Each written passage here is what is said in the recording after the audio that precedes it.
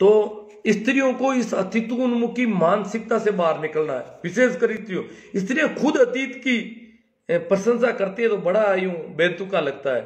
हाँ, प्रशंसा करो, राजा राम मोहन राय की करो, लॉर्ड विलियम बेंटिक की करो, ईश्वर चंद्र विद्यासागर की करो, जिन्होंने भी स्त्री की आजादी के लिए मेहनत की है।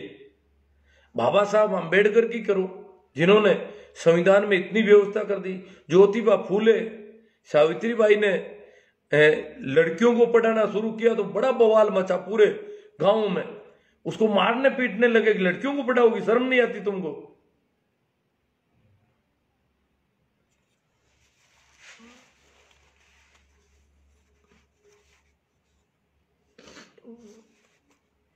तो अब अपन चर्चा करेंगे इस पे, जो कमेंट आए हैं। कमेंट देखो, विरोध तो होगा पूरा भाई।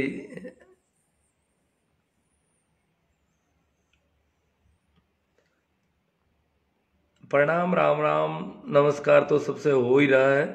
ओम जयपाल जी, सर्दी आएगी कहीं से? हाँ, सर्दी आई है। सर्दी काफी थी, आज कुछ कम हुई लगती है थोड़ी।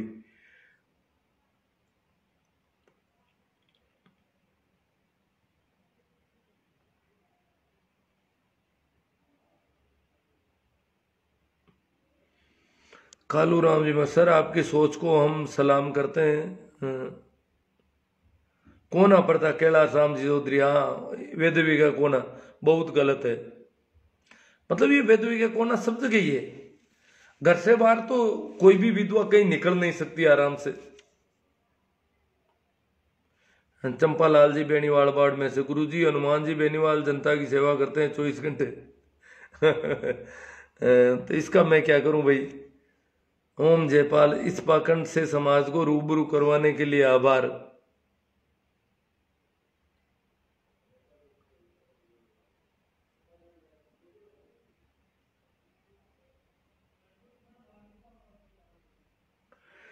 भाई सगाराम जी गोलिया, ये सब पंडितों के बनाए हुए हैं, कौन मना कर रहे हैं?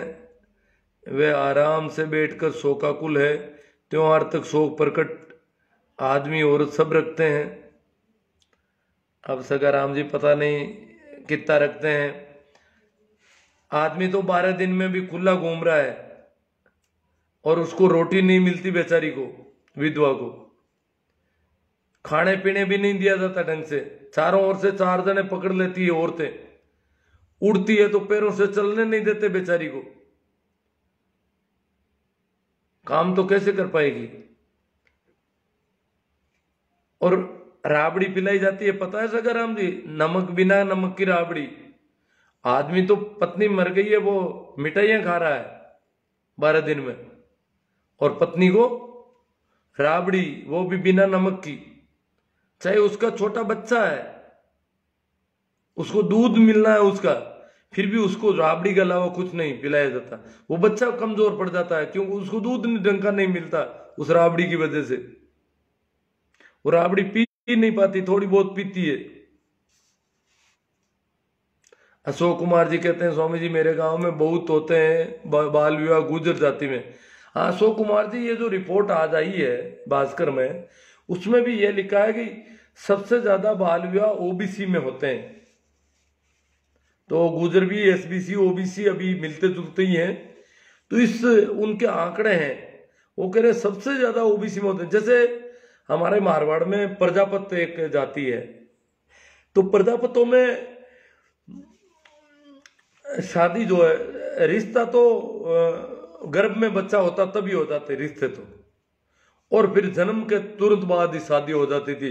किसी की 6 महीने बाद, किसी की साल भर बाद, किसी की 2 साल बाद। बिल्कुल छोटी उम्र में बच्चों की शादी होती थी। जब वो उनको पकड़े पकड़े शादी करते थे, दूसरे उठा के ले जाते थे। ये हालत है।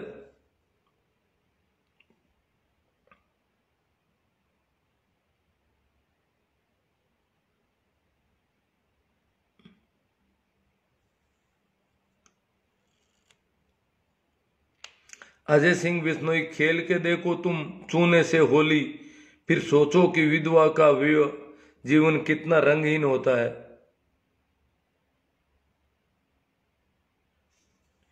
टीना डाबी के बारे में बताओ। टीना डाबी के बारे में बात तो कर लेंगे हम, टीना डाबी की भी करेंगे एक दो बातें करेंगे। देखो टीना डाबी ने शादी कर ली और ऐसे समय में टीना डाबी की शादी कोई न तो अरेंज मैरिज है और न वो प्रेम विवाह। मेरी दृष्टि में टीना डाबी की जो शादी हुई है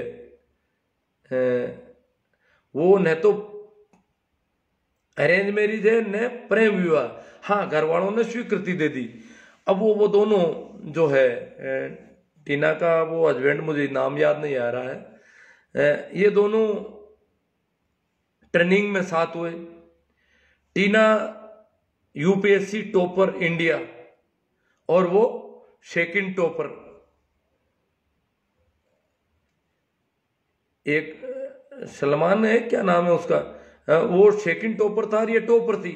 तो इन दोनों की आपस में देखो बात तो हो ही जाती है, भाई मैं ये टॉपर आई है, वो सेकंड टॉपर रहा तो उसने भी वहां ट्रेनिंग में साथ थे, तो बातचीत हो गई होगी आपस में। और फिर बातचीत होते होते बात बढ़ गई और वहीं से इन्होंने दोनों टॉपर ने शादी करना तय कर लिया। तो प्रेम विवाह अगर होता तो पूरी दुनिया पड़ी थी, ये सेकंड टॉपर ही क्यों? या जो सेकंड टॉपर है उसका प्रेम विवाह जो यूपीएससी टॉपर से ही क्यों? वो किसी और टॉपर से हो जाता, किसी और से हो जाता। इसका मतलब ये एक परीक्षा के रिजल्ट से तय हुआ इनका शादी का मामला। इनकी मानसिकता पता नहीं कैसे हुई। ये जो यूपीएससी की चयन प्रक्रिया है, उसकी परीक्षा, इंटरव्यू वगैरह सारा जो परिणाम आया आखिरी, उसमें एक टॉपर है एक सेकंड टॉपर है और इन दोनों ने आपस में शादी कर ली। तो ये कैसे तय हुआ इनका शादी का मामला? अगर वो यूपीएससी से टॉपर और सब टॉपर नहीं होते तो शायद इनकी शादी नहीं होती। तो इसका मतलब इसको प्रेम विवाह भी नहीं कहा जा सकता, ये उस रिजल्ट से निकला हुआ विवाह है।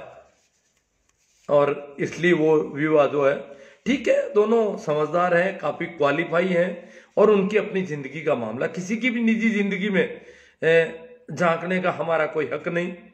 उन्होंने, उनकी अपनी जिंदगी है और उन्होंने बहुत ही शालीन तरीके से तलाक का जो एप्लीकेशन दिया है, अप्लाई किया है, बहुत ही गजब का तरीका। उन दोनों की पूरी सहमति, 100% सहमति है। दोनों ने लिख दिया कि हमारे विचार अब नहीं मिलते, जो मिल गए, अब हमारे विचार नहीं मिलते, इसलिए हम तलाक चाहते हैं। तो कोई लड़ाई नहीं, कोई झगड़ा नहीं, तो हमें क्या लेना देना टीना डाबी वाले मामले में अगर देखा जाए तो। परंतु कुछ लोग कहते हैं प्रेम विवाह असफल है, ऐसी बात नहीं है। ये विवाह मेरी दृष्टि में न तो प्रेम विवाह है न अरेंज मैरिज है। हाँ भाई, सगराम जी गोले कहते जाटों में तो पुराने जमाने से ही विधवा विवाह का प्रचलन था। हाँ, काफी पुराने जमाने से था। मतलब ये जाटों को वैसे हल्की जाति माना जाता है। पिछड़े वर्ग, अनुसूचित जाति और आदिवासी जनजातियां, इनमें विधवा विवाह का प्रचलन बहुत पुराने जमाने से है। इनको भारतीय समाज की मुख्य धारा में माना भी नहीं गया कभी। समाज की जो मुख्य धारा के लोग हैं वहां विधवा विवाह नहीं थे। इनमें तो सती प्रथा भी बहुत कम थी, पर विधवा को परेशान नीची जातियों में भी किया जाता है। पिछड़े वर्गों में विधवाएं काफी परेशान रहती है, उच्च वर्गों में तो बहुत ज्यादा रहती है। पिछड़े वर्गों की विधवाएं भी बहुत यूं ठीक नहीं मानी जा सकती, खुले मजदूरी करने और इतना ज्यादा काम नहीं कर पाती। हाँ, अनुसूचित जाति की विधवाएं जल्दी मजदूरी में निकल जाती है। पिछड़े वर्गों की और भी रुकना पड़ता है, उनको काम पर भूखा मरना पड़ता है घर में। अगर अनाज नहीं है तो भी मजदूरी नहीं जा सकती कुछ दिन तक पिछड़े वर्गों की महिलाएं। और जो उच्च वर्ग हैं उनकी तो आप और हम जानते ही हैं, वहां तो विधवा ही रहना पड़ता है उसको जीवन भर। हाँ भाई, चेतन प्रकाश जी नवल, बाल विवाह, विधवा प्रताड़ना, सती प्रथा का विरोध तथा विधवा विवाह, महिला शिक्षा के लिए ज्योतिबा फूले ने आंदोलन और अनुकरणीय काम किया। हाँ, ज्योतिबा जी ने किया था, खूब काम किया इस पे। अनोब सियाग रुदिया, पुराने गलत तरीकों का विरोध करो लेकिन अपनी संस्कृति से छेड़छाड़ मत करो। अजी, संस्कृति, अगर यही संस्कृति है कि महिला को ढांक कर रखो उसको खाने पीने को मत दो, उसको काम मत करो, वो घर में भूखी मरे तो मरे, विधवा है इसलिए वो काम पर नहीं जा सकती। तो ऐसी संस्कृति हमें नहीं चाहिए। जो भी कचरा संस्कृति उसको फेंको। हो सकता है गलतियां पहले हो गई, क्या गलतियां जारी रखेंगे हम? नहीं, हमें जमाने के अनुसार बदलना पड़ेगा। ये कितने दिन तक ढोएंगे? जितनी भी संस्कृति हो, जितनी भी पुरानी चीजें हैं, वो सारी की सारी, मैंने कहा अतीतोन्मुखी मानसिकता मात्र महिला विरोधी है। अतीतोन्मुखी मानसिकता मात्र पिछड़े वर्गों और अनुसूचित जातियों के विरोधी है। अतीतोन्मुखी मानसिकता मात्र ग्रामीण लोगों के विरोधी है। अतीत की जो मानसिकता है, जो जो पुरानी चीजों को हम पकड़ के रखते हैं, तो पुरानी चीजें हमारे लिए खतरनाक है, नुकसानदायक है। यहां तक कि कम उम्र के लोगों के लिए भी नुकसानदायक, क्योंकि बड़ी उम्र की आज्ञा मानो, ये अतीत कहता है कि बड़ी उम्र के लोगों की आज्ञा माननी जरूरी है। क्यों भैया?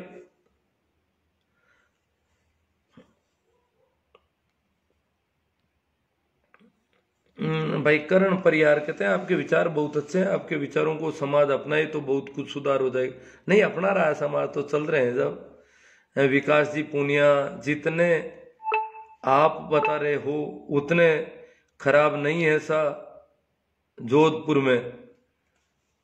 जोधपुर में खराब नहीं, जोधपुर तो क्यों, जोधपुर में तो हालत खराब है ही स्त्रियों के। तो रूपेश बोध, अब तो काफी सुधार हुआ है सामाजिक कुरीतियों में, फिर भी आप सर लगे रहो तो अपने वाले समझ में, आने वाले समय में समझ में बहुत फायदा होगा, समाज को बहुत फायदा होगा।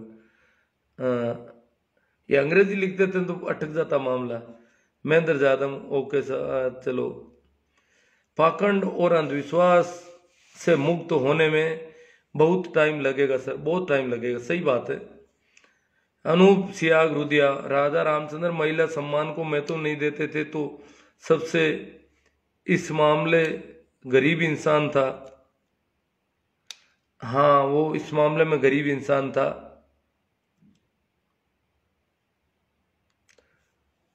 राजा रामचंद्र ने महिलाओं को सम्मान नहीं दिया भाई। बेचारी शूर्पणखा के कान नाक काट लिए हैं लक्ष्मण ने, और भैया कह रहे थे कि हाँ काट ले तुम, तो क्या सम्मान बताएं इनका।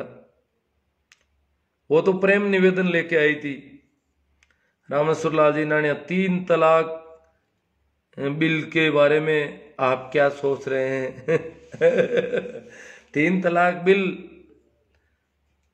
बहुत अच्छा है अगर उस पर ठीक ढंग से काम होता है तो,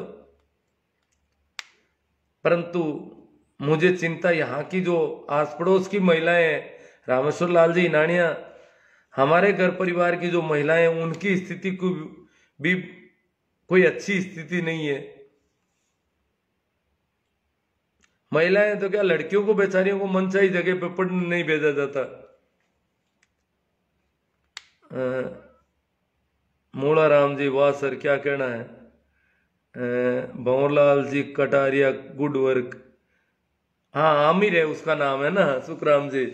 टीना डाबी का हस्बैंड जो है आमिर है, उन्होंने तलाक का आवेदन कर दिया है। आप सर इतना समय निकाल कर समाज को पाखंड और अंधविश्वास से रूबरू करवा रहे हो, इसलिए आपका बहुत बहुत शुक्रिया और आभार। प्रकाश जी मेघवाल, सर मैं आपके विचारों से बहुत प्रभावित हूँ। आज के इस युग में आप जैसी सोच रखने वाले बहुत कम लोग हैं। अनूप सियाग, शादी नहीं सांठ गांठ थी, की थी टीना डाबी और आमिर ने। हाँ जो भी किया था उन्होंने, शादी तो हो गई थी उनकी। विजय चौधरी, जब एक लड़की tight jeans top backless dress बिना बाजू वाला ड्रेस पहने तो उसे करेक्टरलेस बोल देते हैं। हाँ बोलते हैं विजय जी, क्या बताएं। लेकिन धर्म के नाम पर एक पतली सी साड़ी पानी से भीगकर और पारदर्शी हो जाती है, तब लोग उन्हें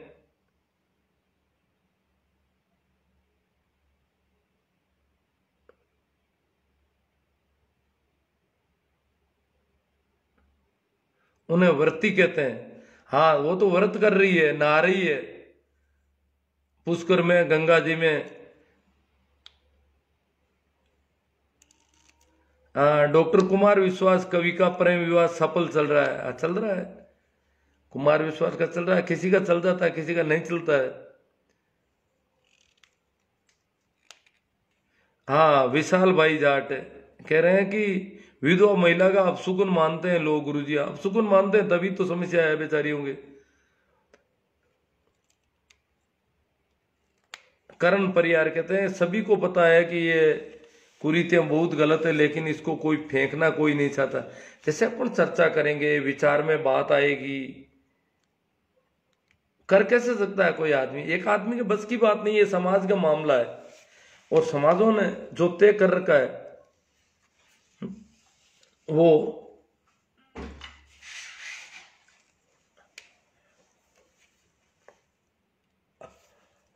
एक आदमी उसमें कुछ कर नहीं सकता। कोई अपने घर परिवार से या ऐसे कुछ नहीं कर सकता। अब सगाराम जी गोलियां लेके आए हैं, सबरी के हाथ के बोर खाए हैं। देखो ये तो सगाराम जी मामला बहुत गंभीर होता जा रहा है। आप मुझसे कहलवाओगे तो बड़ा गड़बड़ हो जाएगा। भैया ने हाथ से नहीं खाए हैं बोर, सबरी ने मुंह में से निकाल के बोर दिए और खाए हैं। ये देख लो, अब मुंह में से कोई किसी को निकाल के बोर दे और खाए, इसे क्या कहा जा सकता है?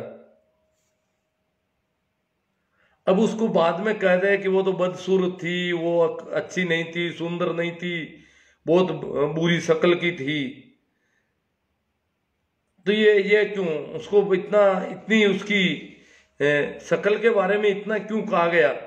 कहीं ऐसा तो नहीं कि कोई शक नहीं कर ले कहीं इनका कि भाई मुंह में से बोर खाए हैं, मामला क्या है?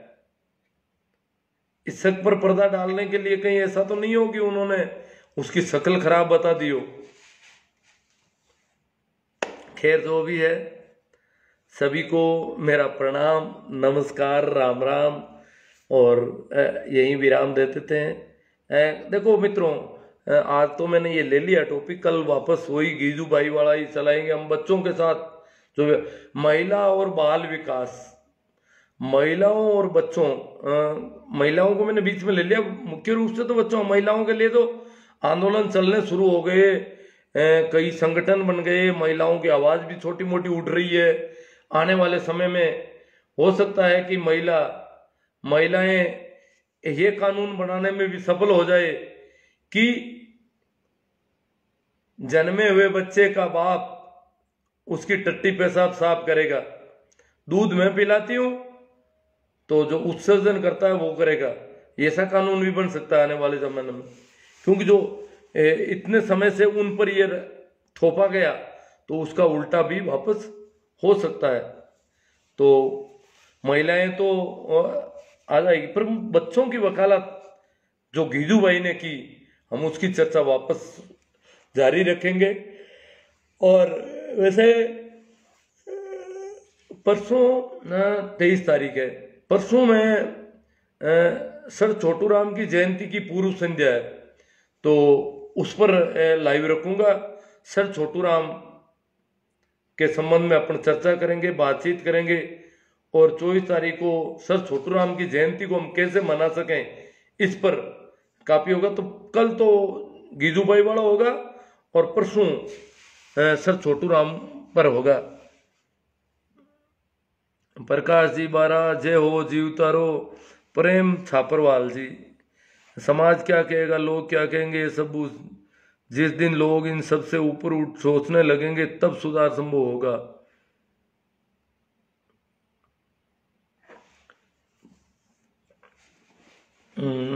भाई नैन है, कुंभाराम जी नैन बाड़मेर से। गुरुजी आपकी बात सुनकर बहुत अच्छा लगा। ठीक है, आप लोगों का सहयोग देखकर मुझे भी अच्छा लगता है, इसलिए मैं बोलता हूँ, और आप ये सहयोग निरंतर जारी रखें। और फेसबुक, यूट्यूब के जो भी वीडियोज और हैं उसको आप शेयर करते रहें। थैंक यू, प्रणाम, नमस्कार, राम राम।